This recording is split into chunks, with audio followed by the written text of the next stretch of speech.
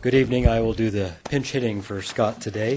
This is an item that he did present to the Public Works Finance Committee last week, but since I was going to be here this evening anyway, I offered to go ahead and bring this forward. The well number 10 project, as you all know, is a project that we've been working on for many years, getting to the point of creating a new large capacity, fairly deep, large diameter well on the west end of town. We have a site that we acquired about 2 decades ago now on the west end of A Street, right at the state border. And we went through a process about a year or so back for judicial confirmation to help fund the project through a DEQ, State Revolving Fund loan process. So all those things have been before the council previously. The next step that we have in the process is really the construction of the well itself and the drilling of the well.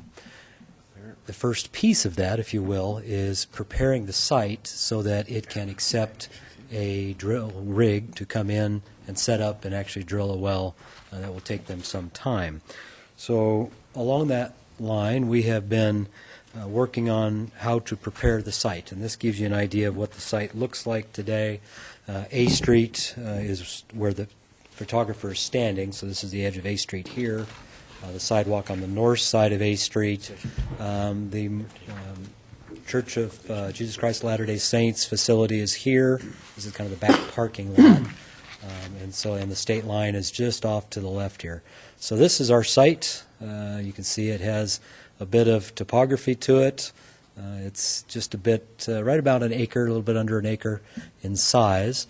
But the intent here is to place a well facility on this property. So to help orient you a little bit more, here is the west end of A Street where it meets the Washington state line. This is the, again, the back parking lot of the LDS facility, and this is our well site property that we acquired some years back. That driveway that you just saw in the last picture was located right there, so we were kind of looking into this slope somewhat to the northwest. In order to provide sufficient room for the well drilling operation, ultimately for the structure that will sit over the top of the well, for other additions on the site that may include emergency power for emergency generators, potentially chlorination facilities on the site, and possibly in the future water quality treatment facilities, perhaps a filter for the water coming out of well 10. We were trying to make the pad as large as we could without getting into the need for retaining walls or getting too close to the property line, that type of thing.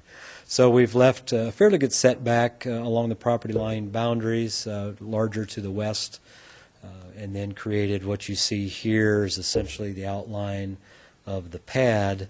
That would be fairly flat, a little bit of grading to deal with drainage, but fairly flat and prepared such that it could handle the drilling operation and then all those subsequent buildings and uses that I just mentioned. What you see here in these red lines, a little bit of green lines, those would be the contours for the area would be excavating into the hillside. So this would be the top of the slope, sloping down to the pad, and it would come across fairly flat, and then again top of slope working its way down as fill down to meet the natural grade as we approach that easterly property line. Construction site entrance and ultimately the operational entrance would be located here, southwest corner of the pad, so we've got a fairly flat at-grade access into the property. One of the considerations here is in the siting of the well itself, where we'll place it. The well column could actually go anywhere in here, but we want to make sure that the well building that surrounds the well column be placed on fairly solid ground. So we want to put the building itself then in an area of excavation rather than an area of fill to help ensure that we don't have a settling of a building around a well column. So with that in mind, there's a break point roughly in the middle here of the pad where the area to the west of it would be excavation, the area to the east of it would be fill. So we would place the well generally in this area as far back as we can to the north and somewhat close to this western edge of the pad, leaving enough room that we can get access around it for maintenance. In the future, bringing in cranes if we need to access the well, to pull parts of the well out, drop motors in and out, that type of thing.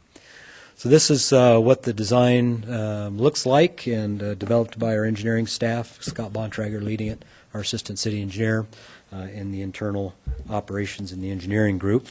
We took the project, essentially a grading project, with a little bit of demolition of the existing driveway in here and a little bit of this existing sidewalk here. Took that out as a project to bid. We had two responsive bidders, Germer Construction and McCall's Classic Construction. The low bidder in this case was Germer Construction with a bid price of $66,535.45. This evening before the meeting began, I handed you an updated version of the construction agreement. The only change on this is on the second page there in the red text under Article 4, Contract Sum. We added a little bit of language here to help clarify that this contract amount is the amount I just noted, the $66,000. The way these types of contracts work, they are on a bid item. It's not a lump sum, so they're on a bid item method.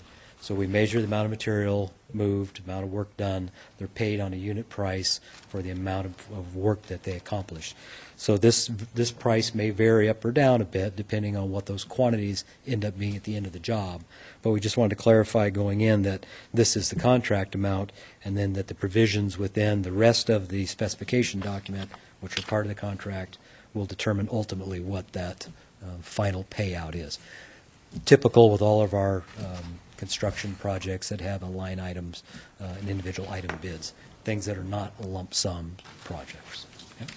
So that's the only change that is in that contract, and with that, I would try to answer any questions you might have. Dan. Les, looking through, things kind of match up pretty good, but there's a real discrepancy in the clearing and grubbing. Did they kind of give any explanation for that, for the difference there, or? So you're referring to the bids between the two different firms? Plus the on that line amount item? less than the estimate, too. Right. We had the engineer's estimate in there, 0.7 acres of site, so roughly $3,500 was our estimate. We had bids of $514 versus $3,640.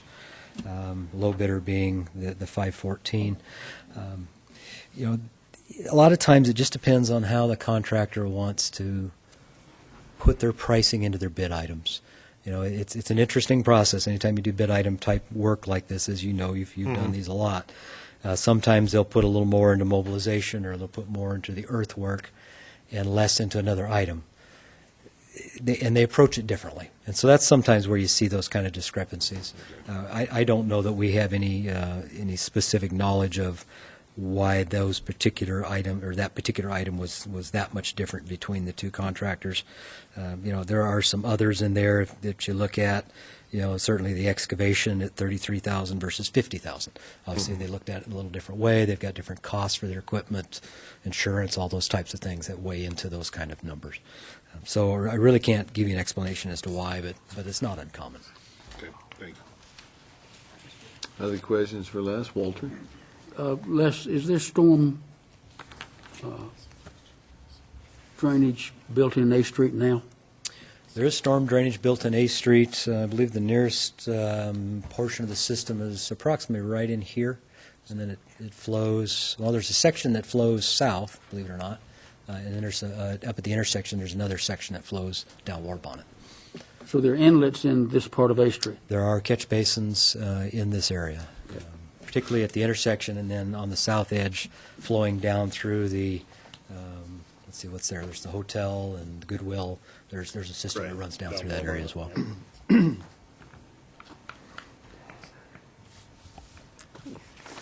Well, I would move that we accept a low bid from Germer Construction and award the contract in the amount of $66,535.45 to construct the project, as well as authorizing staff approval of construction change orders in the amount not to exceed 10% of the contract amount.